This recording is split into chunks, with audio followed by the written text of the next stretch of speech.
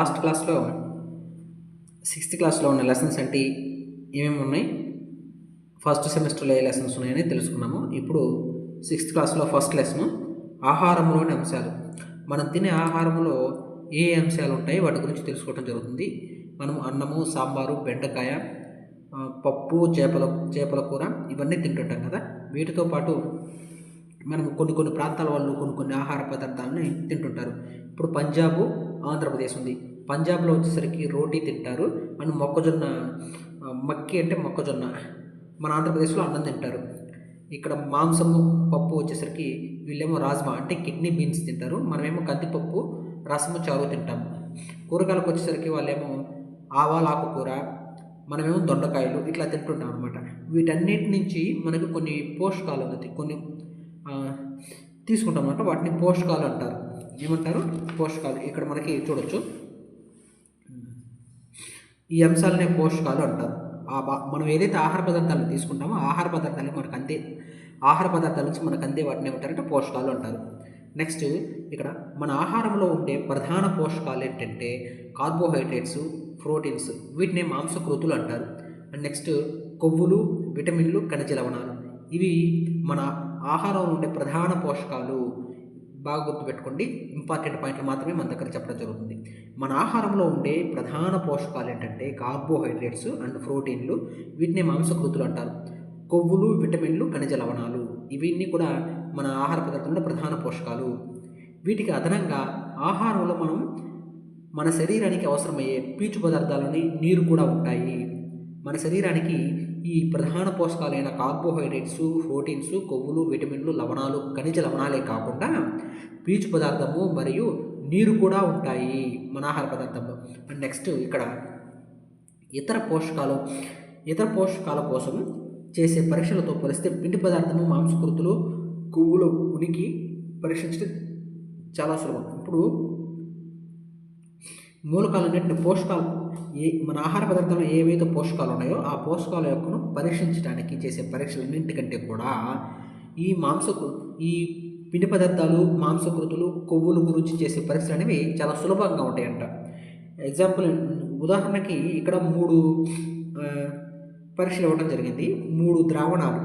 అవేమేమి ద్రావణాలు అంటే అయోడిన్ ద్రావణం ఒకటి, కాపర్ సల్ఫేట్ ద్రావణం ఒకటి, కాస్టిక్ సోడా ఒకటి. ఈ 3 ద్రావణాలని ఒక్కొక్క పదార్థం యొక్క కోసం వాడతారనమాట.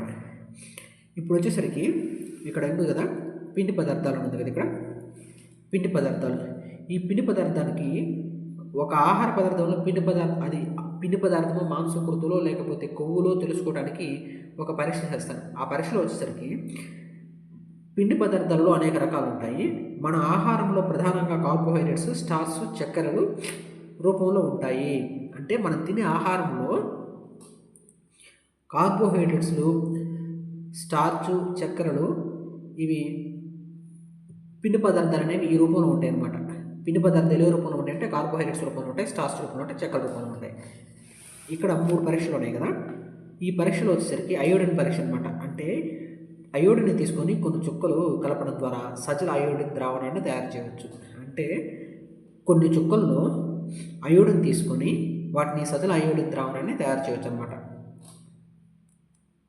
నెక్స్ట్ 2 గ్రాముల కాపర్ సల్ఫేట్ని తీసుకొని 100 మిల్లీలీటర్ నీటిని తీసుకొని వాటిని కలపడం ద్వారా కాపర్ సల్ఫేట్ ద్రావణాన్ని తయారు చేయవచ్చు.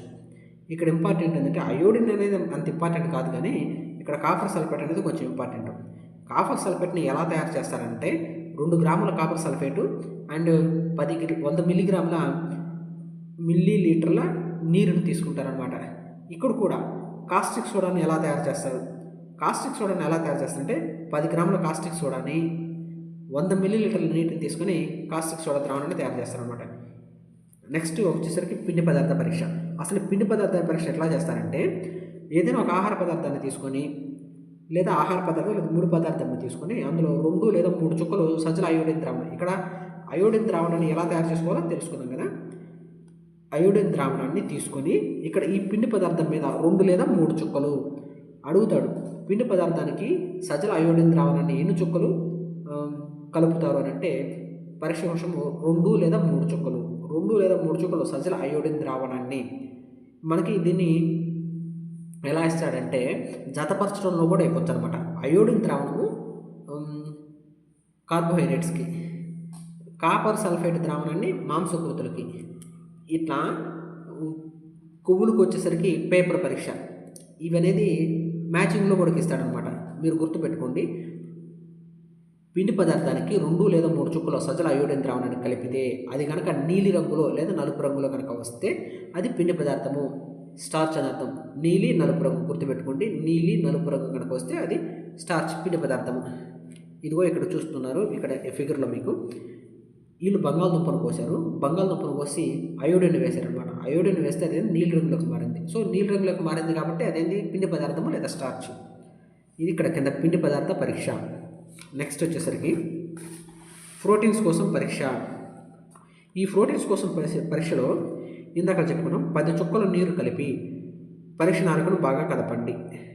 అంటే ఇందాకలా చెప్పిన దాంట్లో 2 చుక్కలు కాపర్ సల్ఫేట్ని 10 చుక్కల నీటిని తీసుకొని ఆ పరీక్ష నాలుకలో కలిపితే మనకి 100 మిల్లీలీటర్ నీటిని కదా, దాంట్లో నుంచి ఆ ద్రావణంలోంచి 10 చుక్కలు తీసుకొని నీటికి కలపాలన్నమాట. అప్పుడు అదేమవుతుందంటే 2 చుక్కల కాపర్ సల్ఫేట్ ద్రావణాన్ని 10 చుక్కల కాస్టిక్ సోడా ద్రావణాన్ని పరీక్ష నాలుకలో వేయండి.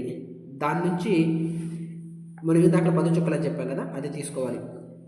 పరీక్ష నాలుకలో పదార్థం ఊదా రంగులోకి మారిందా, ఊదా రంగు ఆకారంలో ఉంటే ప్రోటీన్ ఉనికి చూపిస్తుంది. ఎప్పుడైనా సరే ఒక ఆహార పదార్థాన్ని పరీక్ష నాలుకలో తీసుకొని అందులో కనుక 10 చుక్కల కాపర్ సల్ఫేట్ ద్రావణాన్ని కనుక వేస్తే ఆ పదార్థం అనేది ఊదా రంగులోకి మారితే అందులో ప్రోటీన్ ఉంది అని అర్థం. ఏముంది? ప్రోటీన్ ఉంది. నెక్స్ట్ వచ్చేసరికి ఇక్కడ టేబుల్ ఉంది. ఈ టేబుల్ మీరు నేర్చుకోవాల్సిన అవసరం లేదు, బట్టి పట్టాల్సిన అవసరం అంతకంటే కూడా లేదు. కాబట్టి మీరు తెలుసుకుంటే చాలు. ఇక్కడ బంగాళదుంప స్టార్చ్, పాలు స్టార్చ్, వేరుశనగ ఇందులో ప్రోటీన్స్ ఉంటాయి, మాంసకృతులు ఉంటాయి. తర్వాత బియ్యం పిండి, ఇది కూడా స్టార్చ్. వండిన అన్నం స్టార్చ్ అంటే పిండి పదార్థము. ఎండు కొబ్బరి అనేది ఆయిల్ ఉంటుంది. ఆయిల్ ఎందుకంటే దాన్ని కొబ్బరి నుంచే కదా ఆయిల్ తీసేది. సో ఇంట్లో కొవ్వులు ఉంటాయి. కందిపప్పు అంటే మాంసకృతులు. వండిన పప్పు మాంసకృతులు. ఏదైనా కూరగాయ ముక్కలు ఏముంటాయి? అన్నీ ఉంటాయి. పీచు పదార్థము వండిన కూరగాయ ముక్కలు ఏముంటుంది? ప్రోటీను, స్టార్చ్, కొవ్వులు. అలా కొవ్వులు తక్కువ ఉంటాయి. ఇవి మాత్రమే ఉంటాయి, స్టార్చ్ లేదా మాంసకృతులు. ఈ రెండింటిలో ఇవి ఉంటాయి. తర్వాత ఏదైనా పండు మొక్కలు ఏముంటాయి? విటమిన్స్ ఉంటాయి. విటమిన్స్ ఉంటాయి అన్నమాట. ఉడికించిన గుడ్లో వచ్చేసరికి మాంసకృతులు ఉంటాయి, ప్రోటీన్స్. తెల్లని భాగంలో కొవ్వులు ఉంటాయి. అండ్ నెక్స్ట్ కొవ్వుల కోసం చేసే పరీక్ష. కొవ్వుల కోసం చాలా ఈజీ, దీని గురించి మీరు చదవాల్సిన అవసరం లేదు. ఏదైనా ఒక పేపర్ మీద ఆ కొవ్వులు కనుక ఉంచితే ట్రాన్స్పరెంట్గా కనిపిస్తుంటుందంట. అలా కనిపిస్తే అది కొవ్వుల పరీక్ష. దాని గురించి చదవాల్సిన అవసరం లేదు. దాని తర్వాత ఇంకోటి ఏంటంటే ఇక్కడ మనం పిండి పదార్థాలు, మాంసకృతులు, కొవ్వులు అనే 3 పోషకాల కోసం ఆహార పదార్థాలను పరీక్షించాం కదా, ఇప్పుడు దాకా పరీక్షించాం. నెక్స్ట్ ఇక్కడ ఇవే కాకుండా వేరు ఆహార పదార్థాలలో ఇతర పోషకాలైన విటమిన్లు, ఖనిజ లవణాలు కూడా ఉన్నాయన్నమాట. మనము ఇప్పుడు దాకా మాంసకృతుల గురించి, పిండి పదార్థాల గురించి, కొవ్వుల గురించి తెలుసుకున్నాం కదా. మన ఆహార పదార్థాలలో ఈ 3 కాకుండా విటమిన్లు, ఖనిజ లవణాలు కూడా ఉన్నాయంట. ఏమున్నాయి? విటమిన్లు అండ్ ఖనిజ లవణాలు కూడా ఉన్నాయి. ఆ విటమిన్లు, ఖనిజ లవణాల గురించి ఇప్పుడు తెలుసుకుందాము. పిండి పదార్థాలు ప్రధానంగా మన శరీరానికి శక్తిని అందిస్తాయి. ఇప్పుడు దాకా మనం చెప్పుకుంది పిండి పదార్థాలు అంటే ఏంటి? కార్బోహైడ్రేట్స్. ఈ కార్బోహైడ్రేట్స్ అనేది మన శరీరానికి ప్రధానంగా శక్తిని అందిస్తాయి. దేన్ని అందిస్తాయంట? శక్తిని ఇస్తాయంట. కొవ్వులు కూడా మనకు శక్తిని ఇస్తాయి. నిజానికి కొవ్వులు అదే మొత్తంలో ఉండే పిండి పదార్థాలతో పోలిస్తే చాలా ఎక్కువ శక్తినిస్తాయి.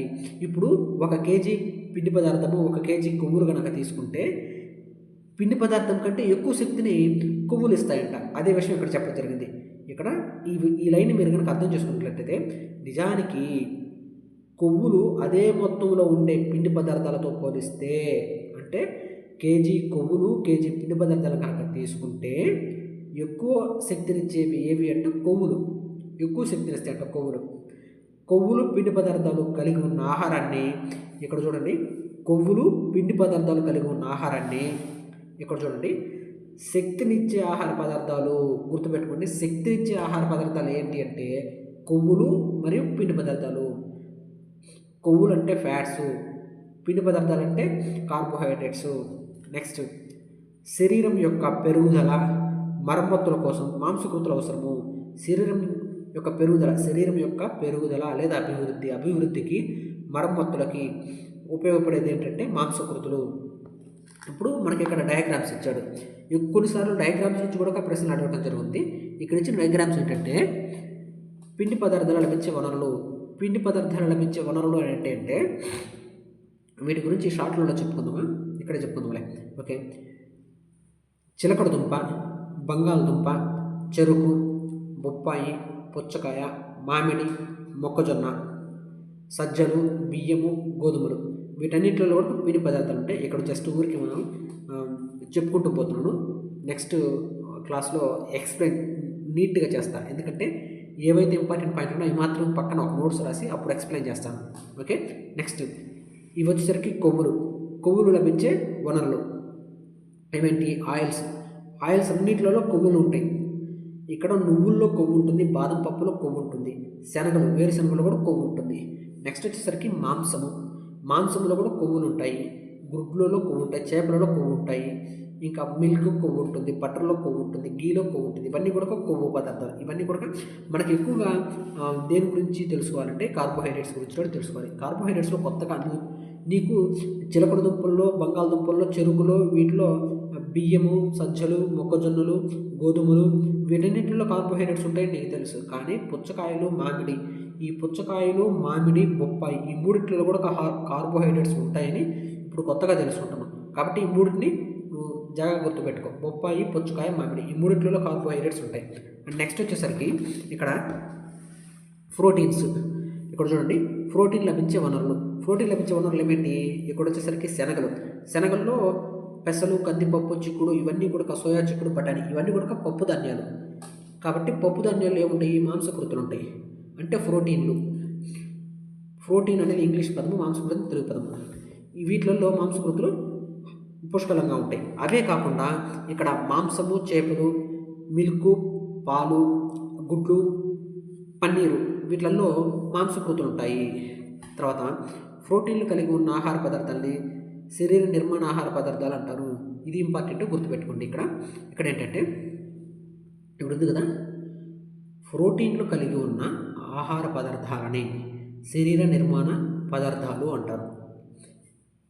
ఇక్కడ ఏమని ఇస్తాడంటే బిట్టు, శరీర నిర్మాణ ఆహార పదార్థాలు ఏవి అని అంటాడు. శరీర నిర్మాణ ఆహార పదార్థాలు ఏవి అంటే ప్రోటీన్లు. గుర్తుపెట్టుకుంటే చాలా ఇంపార్టెంట్ ఇది. నెక్స్ట్, విటమిన్లు మన శరీరాన్ని వ్యాధుల నుంచి రక్షించడంలో సహాయపడతాయి. సహాయపడాయి అంటే విటమిన్లు. ఇది కూడా ఇంపార్టెంట్, గుర్తుపెట్టుకోండి. విటమిన్లు మన శరీరాన్ని వ్యాధుల నుంచి రక్షించడంలో సహాయపడతాయి. ఇది కూడా ఇంపార్టెంట్, గుర్తుపెట్టుకోండి.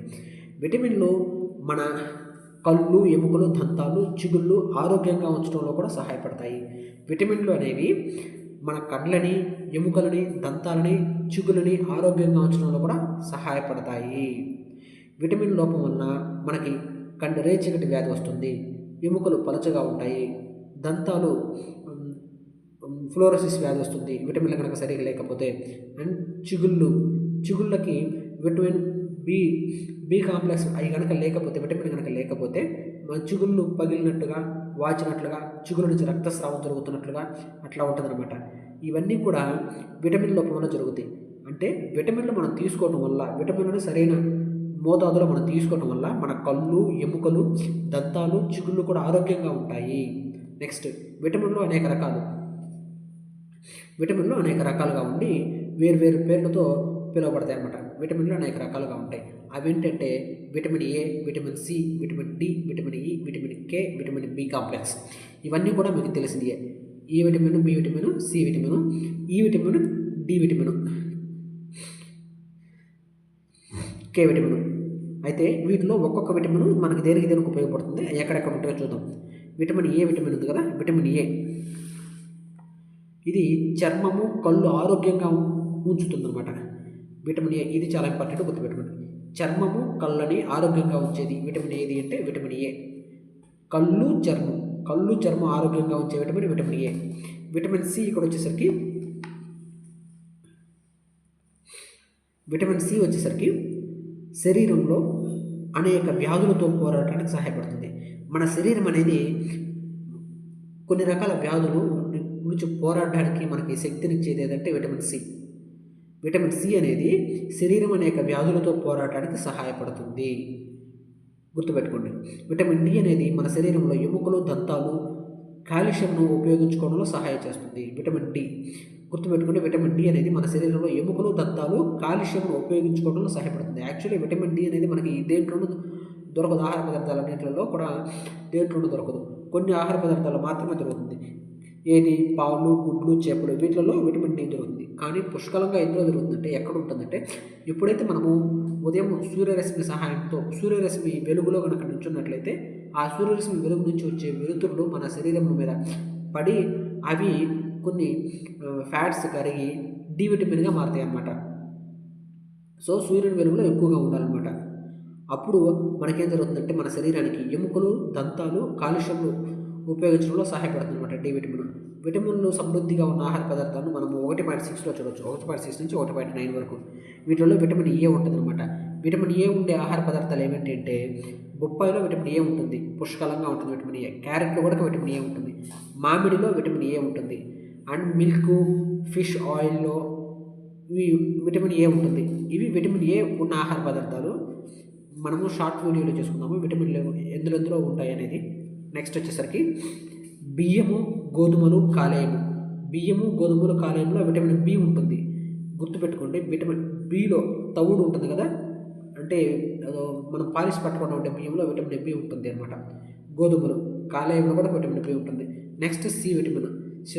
సిట్రస్ జాతి పళ్ళలో మనకు సి విటమిన్ ఉంటుంది అనమాట.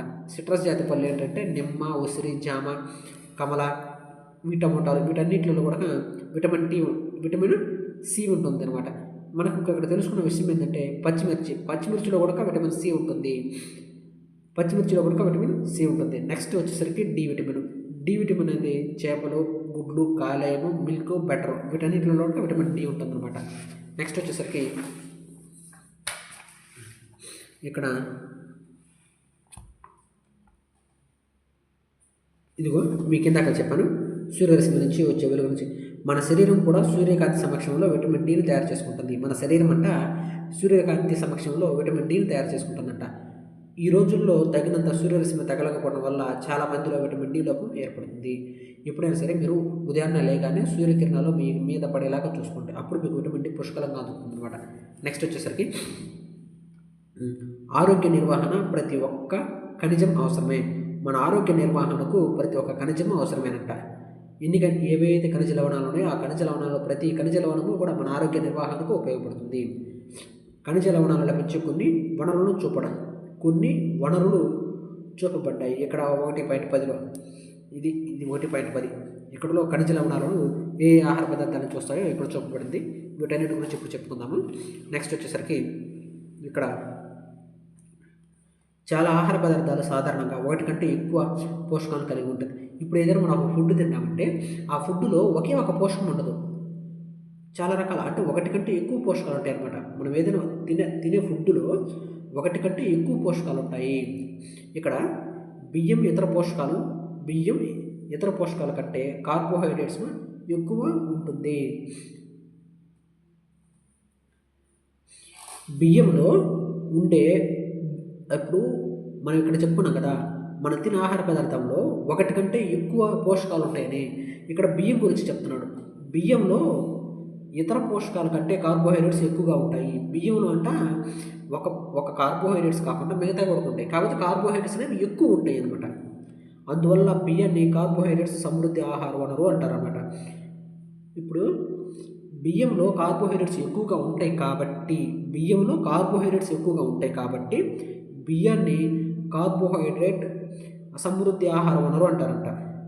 ఈ పోషకాలతో పాటు మన శరీరానికి పీచు పదార్థాలు, నీరు కూడా అవసరం అనమాట. మనం ఇప్పుడు దాకా తీసుకున్న కార్బోహైడ్రేట్స్, కొవ్వులు, విటమిన్లు, ఖనిజ లవణాలు అవే కాకుండా పీచు పదార్థము, నీరు కూడా అవసరం అవుతాయి అనమాట మన శరీరానికి. తర్వాత ఆహారంలో ఉండే పీచు పదార్థాలను రఫేజ్ అని పిలుస్తారు. ఇది గుర్తుపెట్టుకోండి, ఇది చాలా ఇంపార్టెంట్ అండి. రఫేజ్ అనగా ఏమి? రఫేజ్ అనగా ఏమి అంటే ఆహారంలో ఉండే పీచు పదార్థాలు. ఆహారంలో ఉండే పీచు పదార్థాలను రఫేజ్ అంటారు. ఆహారంలో ఉండే పీచు పదార్థాలని రఫేజ్ అంటారు. గుర్తుపెట్టుకుంటే చాలా చాలా ఇంపార్టెంట్. నెక్స్ట్, మన ఆహారంలో పీచు పదార్థాలు ప్రధానంగా మొక్కల ఉత్పత్తుల నుంచి లభిస్తాయి. ఇప్పుడు కార్బోహైడ్రేట్స్ కానీ, విటమిన్లు కానీ, కొవ్వులు కానీ, లేకపోతే ప్రోటీన్స్ కానీ ఇవన్నీ ఎక్కడెక్కడ నుంచి లభిస్తాయి? కొన్ని వస్తువుల నుంచి లభిస్తాయి. కొన్ని జంతు అవయవాల నుంచి, కొన్ని జంతువుల నుంచి, కొన్ని మొక్కల నుంచి లభిస్తాయి. కానీ ఇక్కడ ఓన్లీ మనం తినే ఆహార పదార్థంలో పీచు పదార్థాలు ఉంటాయి కదా, ఈ పీచు పదార్థాలు ప్రధానంగా మొక్కల ఉత్పత్తుల నుంచి లభిస్తాయి. ఈ ఆహార పదార్థాలు అనేవి కేవలం మొక్కల పదార్థాల నుంచి లభిస్తాయి. నెక్స్ట్, ఈ తృణధాన్యాలు ఉన్నాయి కదా, ఈ తృణధాన్యాలు, పప్పులు, బంగాళదుంపలు, తాజా పండ్లు, కూరగాయలు మొదలైనవి పీచు పదార్థం యొక్క ప్రధాన వనరులు. ఇందాక పీచు పదార్థం మొక్కల నుంచి వస్తాయని చెప్పాం కదా, ఆ మొక్కల్లో నుంచి వచ్చే ఈ తృణధాన్యాలు అనేవి, ఈ తృణధాన్యాల్లో ఉండేది పీచు పదార్థమే. పప్పులలో ఉండే పైన తొక్క ఉంటుంది కదా, ఆ తొక్కలో ఉండేది పీచు పదార్థమే. బంగాళదుంపలో ఉండేది కూడా కార్బోహైడ్రేట్స్ ఉంటాయి, కానీ కార్బోహైడ్రేట్స్తో పాటు పీచు పదార్థం కూడా ఉంటుంది. ఇందాక మనం చెప్పుకున్నాం ఇక్కడ ఒక ఆహార పదార్థంలో ఒకటి కంటే ఎక్కువ పోషకాలు ఉంటాయని. ఇక్కడ బంగాళదుంపలో కార్బోహైడ్రేట్స్ ఉంటాయి మరియు పీచు పదార్థము ఉంటుంది. తాజా పండ్లు, అవును తాజా పండ్లు విటమిన్లు కూడా ఉంటాయి, మరియు పీచు పదార్థాలు కూడా ఉంటాయి. ఇక్కడ వచ్చే కూరగాయల్లో కూడా విటమిన్లు ఉంటాయి, మరియు పీచు పదార్థాలు కూడా ఉంటాయి అన్నమాట. నెక్స్ట్, పీచు పదార్థం మన శరీరానికి ఎటువంటి పోషకాలను అందించదు. ఈ పీచు పదార్థం అనేది మన శరీరానికి ఎటువంటి పోషక పదార్థాలను అందించదు అనమాట. ఇక్కడ మీరు చూసినట్లయితే ఈ పీచు పదార్థం అనేది మన శరీరానికి ఎటువంటి పోషకాలను అందించదు. కానీ మన శరీరంలో అతి ముఖ్యమైన పదార్థము ఆహారానికి బరువును చేకూరుస్తుంది. ఇప్పుడు ఏంటంటే మనం ఏదైనా ఒక ఫుడ్ను కనుక తీసుకున్నట్లయితే ఆ ఫుడ్ కనుక మన జీర్ణాశయంలోకి వెళ్ళిపోయి అక్కడ డంప్ అవుతుందన్నమాట. అది జీర్ణాశయంలో నుంచి చిన్న పేగులోంచి పెద్ద పేగుల నుంచి పాయు ద్వారా బయటికి రావాలి. కానీ కొన్నిసార్లు ఏం జరుగుతుందంటే అట్లా బయటికి రాకుండా పెద్ద పేగులోనూ చిన్న పేగులోనూ జీర్ణాశయంలోనూ ఉండిపోతుంది అనమాట. ఆ జీర్ణాశయంలో ఉండిపోయి మన జీర్ణము సరిగా కాక కొన్నిసార్లు ఏమవుతుంటే మనకు పొట్ట ఉబ్బరంగా, కడుపులో నొప్పిగా, కుట్టుగా ఉంటుందన్నమాట. అలాంటప్పుడు ఈ పీచు పదార్థాలను ఎక్కువగా తినటం వల్ల ఏమవుతుందంటే ఆ ఆహార పదార్థాలకి బరువు ఎక్కువయ్యి అవి ఆటోమేటిక్గా కిందకి రావడం జరుగుతుందన్నమాట. సో వాటి కోసం మనం పీచు పదార్థాలను ఎక్కువగా తీసుకుంటుంటాం. ఇది మన శరీరం నుంచి జీర్ణం కాని ఆహారం తొలగించడంలో సహాయపడుతుంది. ఇప్పుడు మనం చెప్తున్న పీచు పదార్థం అనేది మన జీర్ణం కాని ఆహారం అనేది తొలగించడంలో సహాయపడుతుంది. అండ్ నెక్స్ట్, ఇవి అల్లంలో అయోడిన్ ఉంటుంది. అయోడిన్ లభించే కొన్ని వనరులు. అల్లంలో అయోడిన్ ఉంటుంది, చేపల్లో అయోడిన్ ఉంటుంది, ఇది వెన్న, ఈ ఆకుకూరలు వీటన్నిటిలో కూడా అయోడిన్ ఉంటుంది.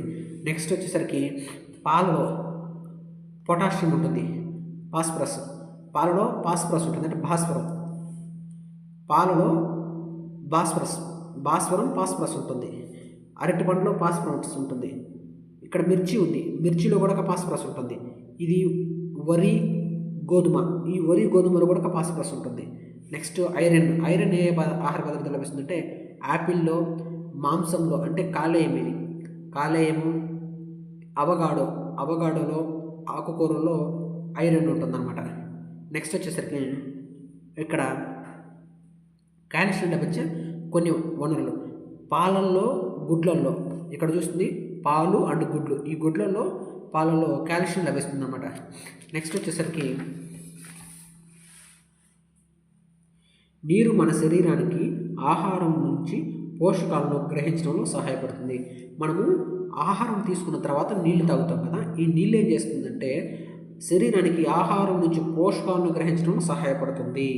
నెక్స్ట్, ఇది శరీరంలో కొన్ని వ్యర్థాలను మూత్రం, చెమట రూపంలో బయటకు పంపడంలో కూడా సహాయపడుతుంది. ఎప్పుడైతే మనం నీటిని తీసుకుంటామో ఆ నీరు ఏం చేస్తుందంటే మూత్రం ద్వారా చెమట రూపంలో బయటకు పంపడంలో సహాయపడుతుంది. వేటినంటే కొన్ని వ్యర్థ పదార్థాలను గుర్తుపెట్టుకోండి. నీరు అనేది కొన్ని వ్యర్థ పదార్థాలను మూత్రము చెమట రూపంలో బయటకు పంపిస్తుంది. సాధారణంగా మన శరీరానికి అవసరమైన నీటిని మనం త్రాగే ద్రవాలు అనగా నీరు, పాలు, టీ వంటి రూపాలలో పొందుతారన్నమాట. మనం నీటిని రోజు తాగటం ద్వారా కాకుండా ఓన్లీ నీటిని మాత్రమే తీసుకోవడం ద్వారా కాకుండా పాలు, టీ, ఇతర అవే కాకుండా మన ఆహార పదార్థాలు కొన్ని వాటర్ని వాడతాం. మజ్జిగ రూపంలో తాగుతుంటాము, ఆహారాన్ని వండటానికి నీటిని తీసుకుంటాము. ఇక్కడ అదే పాయింట్ చెప్తున్నాడు. వీటికి అదనంగా మనము చాలా ఆహార పదార్థాలను వండేటప్పుడు కూడా నీటిని కలుపుతాం అనమాట. అట్లా కూడా నీటిని తీసుకుంటున్నాము. నెక్స్ట్ వచ్చేసరికి ఇక్కడ అనేక ఆహార పదార్థాలలో నీరు ఉండటం మనము చూస్తుంటాము. అనేక ఆహార పదార్థాల్లో నీరు ఉంటుందన్నమాట. ఈ నీటి ద్వారా మన శరీర అవయవాలు కొంతమేరకు తీసుకుంటాయి. నెక్స్ట్ ఇవి కాకుండా మనం అనేక రకాల ఆహార పదార్థాలు ఉండేటప్పుడు నీటిని కూడా కలుపుతాము. నెక్స్ట్ సమతుల ఆహారము. సమతుల ఆహారం అంటే ఏంటంటే మనం సాధారణంగా ఒక రోజులో తిన్నదే మన ఆహారం. మనం ఏదైతే ఒక రోజులో తింటామో అదే మన ఆహారం అనమాట. పోషకాలలో ఒకటి మరి అంతకంటే ఎక్కువగా, మరొకటి చాలా తక్కువగా పరిమాణంలో ఉండకూడదు. ఇప్పుడు మనం తినే పోషకాలలో ఒకే ఒకటి ఉండేలాగా తినకూడదు, అండ్ దానికంటే ఎక్కువ తక్కువ ఉండేలాగా తినకూడదు. సమానంగా తినాలన్నమాట.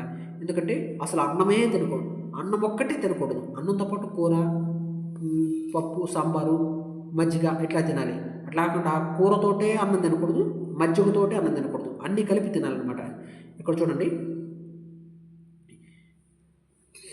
అలాగే ఆహారంలో పీచు పదార్థాలు, నీరు కూడా సరైన పరిమాణంలో ఉండాలి. అటువంటి ఆహారాన్ని సమతుల ఆహారం అంటారు. అంటే అన్నీ ఉండాలి. కార్బోహైడ్రేట్స్, ప్రోటీన్స్, మాంసకృతులు అండ్ పీచు పదార్థము, నీరు కూడా ఉండాలన్నమాట. ఇవన్నీ ఉంటేనే ఆహార పదార్థాన్ని సమతుల ఆహార పదార్థం అంటారు. నెక్స్ట్ వచ్చేసరికి ఇక్కడ ఏమీ లేదు చెప్పుకోవడానికి, ఇక్కడ కూడా ఏమీ లేదు, ఇంపార్టెంట్ పాయింట్లు ఏమీ లేవు. అండ్ నెక్స్ట్ వచ్చేసరికి ఇక్కడ విటమిన్లను కోల్పోతాయి. ఇది అవసరం లేదు. అంటే వండిన ఆహారంలో కొన్ని ఎక్కువగా ఉడికించుకుంటుంది అనమాట. ఎక్కువగా ఉడికించడం వల్ల ఏమవుతుందంటే విటమిన్ కోల్పోతారు. అది సాధారణమైన బిట్టే. అనేక కూరగాయలు, పండ్లు యొక్క తొక్కలు విటమిన్లు, ఖనిజ లవణాలు కలిగి ఉంటాయి. ఇప్పుడు చాలా కూరగాయలు ఉంటాయి. ఆ కూరగాయలు, పండ్ల యొక్క తొక్కలు ఉంటాయి కదా, ఆ తొక్కల్లోనే విటమిన్లు, ఖనిజ లవణాలు ఎక్కువగా ఉంటాయి.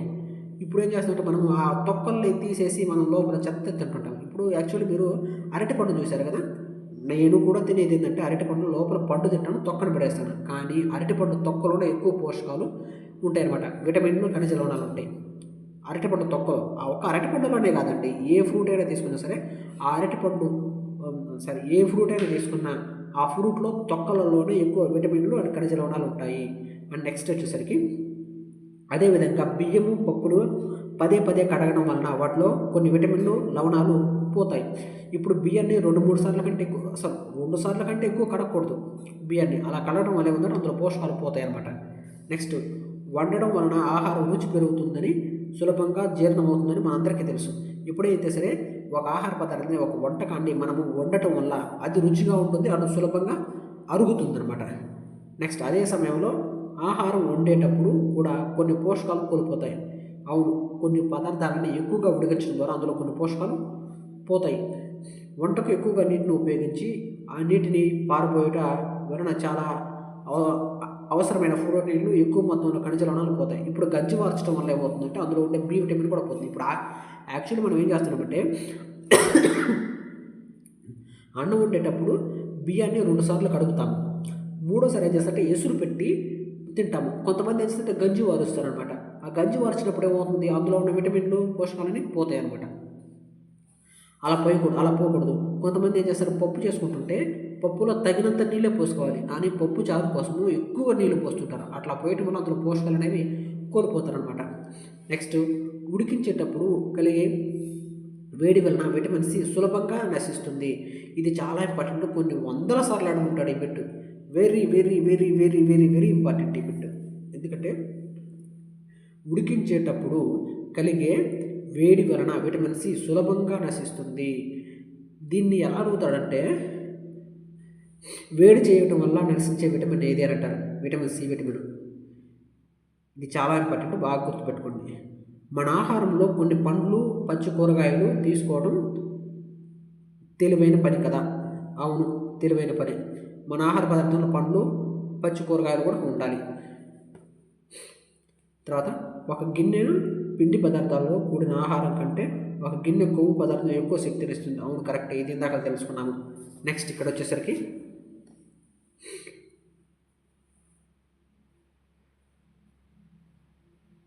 కొవ్వు అధికంగా ఉండే ఆహారాన్ని ఎక్కువగా తినడం మనకు చాలా హానికరం మరియు ఊబకాయానికి గురయ్యే ప్రమాదం ఉంది. అవును, కొవ్వులు ఎక్కువగా అవుతుంటే ఊబకాయానికి గురవుతారు. ఎట్లా అవుతారంటే ఇట్లా అవుతారు. కాబట్టి కొవ్వులు ఎక్కువగా తినకూడదు. నెక్స్ట్ పోషకాహార లోప వ్యాధులు. ఇది చాలా ఇంపార్టెంట్. ఇక్కడి నుంచి ఒక బిట్ రావడానికి అవకాశం ఉందన్నమాట. ఇక్కడ ఏంటంటే ఒక వ్యక్తి తనకు సరిపడినంత ఆహారాన్ని తీసుకుంటాడు. అవును, కరెక్టే, తీసుకుంటాడు. కొన్నిసార్లు తాను తీసుకునే ఆహారంలో నిర్దిష్ట పోషకం ఉండకపోవచ్చు. అవును, ఉండకపోవచ్చు. కొన్నిసార్లు మనం తినే ఆహారంలో అన్ని పోషకాలు ఉండాలని రూల్ లేదనమాట. ఇది చాలా ఎక్కువ కాలం పాటు కొనసాగితే ఆ పోషకం యొక్క లోపంతో బాధపడుతుంటాడు.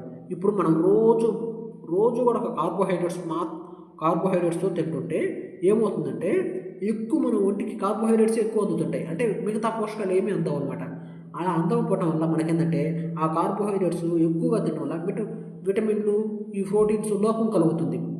ఇవైతే కార్బోహైడ్రేట్స్ అయితే బాగా తింటాము. మనం ఏ పోషకాలు అయితే తినమో ఆ లోపం అనేది మనకు కలుగుతుంది. ఒకటి లేదా అంతకంటే ఎక్కువ పోషకాల లోపం మన శరీరంలో వ్యాధులు లేదా రుగ్మతులను కారణమవుతుంది. ఇప్పుడు ఏదైనా సరే మనం ఒక ప్రోటీన్, ఒక పోషకం కానీ 2 పోషకాలు కానీ అంతకంటే ఎక్కువ పోషకాలు మనం తీసుకోకపోతే మనం ఏంటంటే వ్యాధులకు గురవుతాము.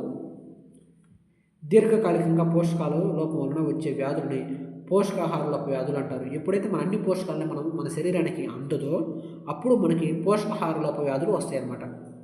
ఒక వ్యక్తి చాలా కాలం పాటు ఆహారంలో తగినంత ప్రోటీన్ లేకపోతే ఎదుగుదల కుంటుపడుతుంది. ఎప్పుడైనా సరే గుర్తుపెట్టుకోండి, కార్బోహైడ్రేట్స్తో పాటు ప్రోటీన్ కూడా తీసుకోవాలన్నమాట. ఆ ప్రోటీన్ తీసుకుంటేనే అతను బాగా ఎదుగుతాడు. ఆ ప్రోటీన్ లేకపోతే అతనిలో ఎదుగుదల అనేది కుంటుపడుతుంది. కుంటుపడటం, ముఖంలో వాపు వస్తుంది, జుట్టు రంగును కోల్పోవడం, జుట్టు రంగు కోల్పోతాడు అనమాట. అతనికి ఎప్పుడు ప్రోటీన్స్ ఉండాలి. చర్మ వ్యాధులు వస్తాయి, అతిసార లక్షణాలు వస్తాయి. ఇక్కడ గుర్తుపెట్టుకోండి, ప్రోటీన్ లోపం వలన కలిగే లక్షణాలు ఏంటి అని అడుగుతారు. ప్రోటీన్ లేకపోవడం వల్ల లేదా ప్రోటీన్ తినకపోవడం వలన కలిగే లక్షణాలు ఏంటి అని అంటాడు. ఇవి గుర్తుపెట్టుకున్న 4 ఉంటాయి. ఎదుగుదల కుంటుపడటం, ముఖంలో వాపు, జుట్టు రంగు కోల్పోవడం, చర్మ వ్యాధులు, అతిసార లక్షణాలు. ఈ 5 కూడా ఈ విటమిన్ లేకపోవడం వల్ల, ప్రోటీన్లు లేకపోవడం వల్ల కలిగే లక్షణాలు అనమాట. ఆహారంలో చాలా కాలం పాటు పిండి పదార్థాలు, ప్రోటీన్లు రెండింటి లోపం వలన పెరుగుదల పూర్తిగా ఆగిపోతుంది అనమాట. మనకి పిండి పదార్థాలు, ప్రోటీన్లు కంపల్సరీగా ఉండాలి. మనం తినే ఆహార పదార్థాల్లో ఈ పిండి పదార్థాలు, ప్రోటీన్లు 2 కంపల్సరీగా ఉండాలి. ఇవి కనుక లేకపోతే మన యొక్క పెరుగుదల అనేది పూర్తిగా ఆగిపోతుంది. అటువంటి వ్యక్తి చాలా సన్నగా ఉంటాడు, నీరసంగా ఉంటాడు. ఎప్పుడైనా చూడండి, సన్నగా ఉండే వ్యక్తులు చాలా నీరసంగా ఉంటారు అనమాట, బలహీనంగా ఉంటారు. నెక్స్ట్ వివిధ విటమిన్లు మరియు ఖనిజ లవణాల కోసం కొన్ని వ్యాధులు లేదా రుగ్మతులు దారితీయవచ్చు. ఇప్పుడు ఏదైనా సరే విటమిన్లు కానీ ఖనిజ లవణాలు కానీ తీసుకోకపోతే, మనం తినే ఆహారంలో విటమిన్లు ఖనిజ లవణాలు తీసుకోకపోతే కొన్ని వ్యాధులకి, రుగ్మతులకి దారితీస్తుంది. అనేది నెక్స్ట్ అదేంటి అనేది నెక్స్ట్ పేజీలో చూద్దాము. సమతుల ఆహారం తీసుకోవడం ద్వారా కొన్ని పోషకాహార వ్యాధులు మనం నివారించవచ్చు. ఎప్పుడైనా సరే మనం ఆహారంలో అన్ని పోషకాలను సమానంగా తీసుకుంటామో, సమతుల ఆహారం తీసుకుంటామో కొన్ని వ్యాధుల్ని మనం నివారించవచ్చు. అవేంటంటే ఇక్కడ ఉన్నాయి. విటమిన్లు మరియు ఖనిజ లవణాలు లోపించడం వలన కలిగే కొన్ని వ్యాధులు లేదా రుగ్మతులు అనమాట. విటమిన్ ఏ ఉంది కదా, ఈ విటమిన్ ఏ వల్ల లోపం వల్ల కలిగే వ్యాధి ఏంటి, ఆ వ్యాధి యొక్క లక్షణాలు ఎలా ఉంటాయి అనేది ఇక్కడ తెలుసుకుందాము. ఇక్కడ వచ్చేసరికి విటమిన్ ఏ ఉంది. విటమిన్ ఏ లోపం వలన, ఈ విటమిన్ ఏ లోపం వలన మనకి దృష్టి లోపం వస్తుంది. విటమిన్ ఏని మనం సరిగ్గా తీసుకోకపోవడం వల్ల దృష్టి లోపం వస్తుంది. దీని యొక్క లక్షణాలు ఎలా ఉంటాయంటే చూపు మందగించటము, చీకటిలో కనిపించకపోవటము, కొన్నిసార్లు చూపు పూర్తిగా కోల్పోవటము. ఇవన్నీ కూడా విటమిన్ ఏ లోపం వల్ల కలిగే లక్షణాలు అనమాట. విటమిన్ బి వన్ లోపం వల్ల మనకు బెరి వ్యాధి వస్తుంది. ఇది చాలా చాలా ఇంపార్టెంట్. విటమిన్ల మీద వచ్చే ప్రతి బిట్టు కూడా చాలా చాలా ఇంపార్టెంట్ అండి. ఏదో ఒక కాంపిటేటివ్ ఎగ్జామ్లో విటమిన్ల గురించి బిట్టు లేకుండా అసలు కాంపిటేటివ్ ఎగ్జామ్ అనేది జరగదు. ఏదైనా సరే మీరు కాంపిటేటివ్ ఎగ్జామ్స్ తీసుకొని ఆ ప్రీవియస్ పేపర్లను మీరు చూసినట్లయితే ప్రతి కాంపిటేటివ్ ఎగ్జామ్లో విటమిన్ల నుంచి ఒక బిట్ కంపల్సరీగా వస్తుంది. అవేంటో ఇక్కడే నేర్చుకోండి. విటమిన్ B1 లోపం వలన బెరీ వ్యాధి వస్తుంది. విటమిన్ బి లోపం వల్ల బెరీ వ్యాధి వస్తుంది. దీని యొక్క లక్షణాలు ఎలా ఉంటాయంటే బలహీనమైన కండరాలు మరియు పనిచేయడానికి శక్తి సరిపోకపోవటము. పనిచేయడానికి శక్తి సరిపోదన్నమాట. మనం ఏదైనా పని చేయాలంటే ముందు విటమిన్ B1 కావాలి. ఈ విటమిన్ B1 లేకపోతే బెరీ వ్యాధి వస్తుంది. ఈ బెరీ వ్యాధి వస్తే ఏమవుతుందంటే వ్యక్తి యొక్క బలహీనమైన కండరాలు ఉంటాయి కానీ బలహీనంగా ఉంటాయి. అండ్ అతను ఏదైనా పని చేయడానికి తన శక్తి సరిపోదు. అండ్ నెక్స్ట్ వచ్చేసరికి విటమిన్ సి. ఈ విటమిన్ సి లోపం వల్ల స్కర్వీ వ్యాధి వస్తుంది. దీనివల్ల దీని యొక్క లక్షణాలు ఎలా ఉంటాయంటే పంటి చిగుళ్ళు ఉంటాయి కదా, ఆ పంటి చిగుళ్ళలో రక్తస్రావం జరుగుతుంది. గాయాలను మానడానికి ఎక్కువ సమయం తీసుకుంటుంది. ఎప్పుడైనా సరే గాయాలు త్వరగా మానాలంటే విటమిన్ సి ఉండాలి. గాయాలు త్వరగా మానాలంటే విటమిన్ సి ఉండాలి. ఇక్కడ బిట్టు ఎలా అడుగుతున్నారో మనం తెలుసుకోవాలన్నమాట. గాయాలు మానడానికి ఎక్కువ సమయం తీసుకోవటం ఏ విటమిన్ లోపం వల్ల ఎక్కువ సమయం తీసుకుంటుందంటే విటమిన్ సి లోపము. విటమిన్ సి లోపంగా ఉంటే ఒక ఫుడ్ మానడానికి ఎక్కువ రోజులు తీసుకుంటుంది. అలా కాకుండా విటమిన్ సి మనకాడ సమృద్ధిగా ఉంది, ఎక్కువ ఉంది. విటమిన్ సి మనకాడ సమృద్ధిగా ఉంటే ఆ గాయాలు అనేవి మానడానికి తక్కువ టైం తీసుకుంటుంది. గాయాలు మానడానికి తక్కువ టైం తీసుకుంటుంది విటమిన్ సి ఎక్కువగా ఉంటాయి. విటమిన్ సి లోపం వల్లనే కదా ఇక్కడ స్కర్వీ వ్యాధి వచ్చింది.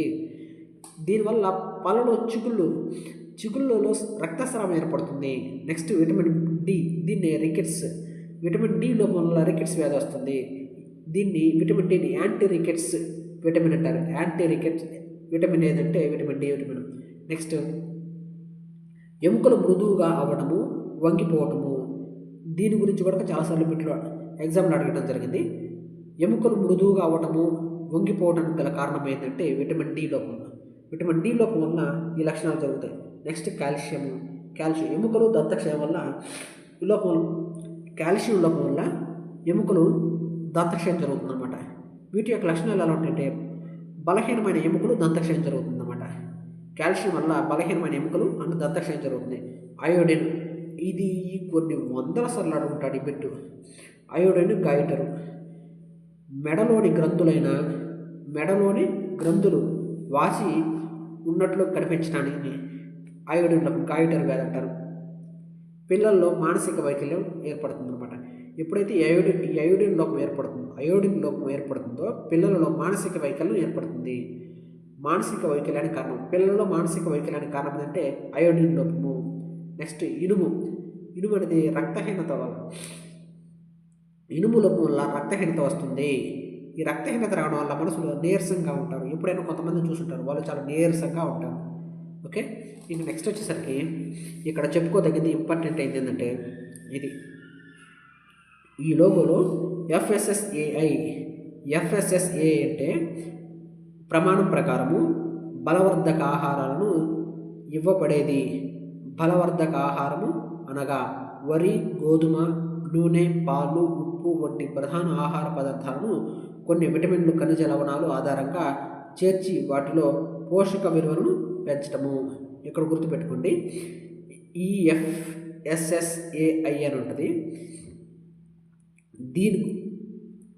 ఇక్కడ ప్రశ్నలు అడుగుతాడంటే గోధుమ, నూనె, పాలు, ఉప్పు వంటి ప్రధాన ఆహార పదార్థాలకు కొన్ని విటమిన్లు, ఖనిజ లవణాలు అదనంగా చేర్చి వాటిలో పోషక విలువలను పెంచే బలవర్ధకమైన ఆహార పదార్థాలను ఇవ్వబడే సంస్థ ఏది అని అంటే FSSAI గుర్తుపెట్టుకోండి. ఇంతటితో మనకి 6th క్లాస్లో ఫస్ట్ లెసన్ అయిపోయింది. మీకు ఈ టెక్స్ట్ బుక్ ఎక్స్ప్లెయిన్ చేశాను. నెక్స్ట్ ఏం చేస్తానంటే ఈ టెక్స్ట్ బుక్లో ఉన్న విషయాలను నోట్స్ రూపంలో రాసి దాన్ని ఎక్స్ప్లెయిన్ చేస్తాను. కానీ 6th క్లాసు టెక్స్ట్ బుక్ కంప్లీట్గా అయిపోవాలన్నమాట. 6th క్లాస్ టెక్స్ట్ బుక్ కంప్లీట్గా అయిపోయిన తర్వాతే దాని నోట్స్ రాసి నేను మీకు ఎక్స్ప్లెయిన్ చేస్తాను. అప్పుడు టైం తగ్గుతుంది.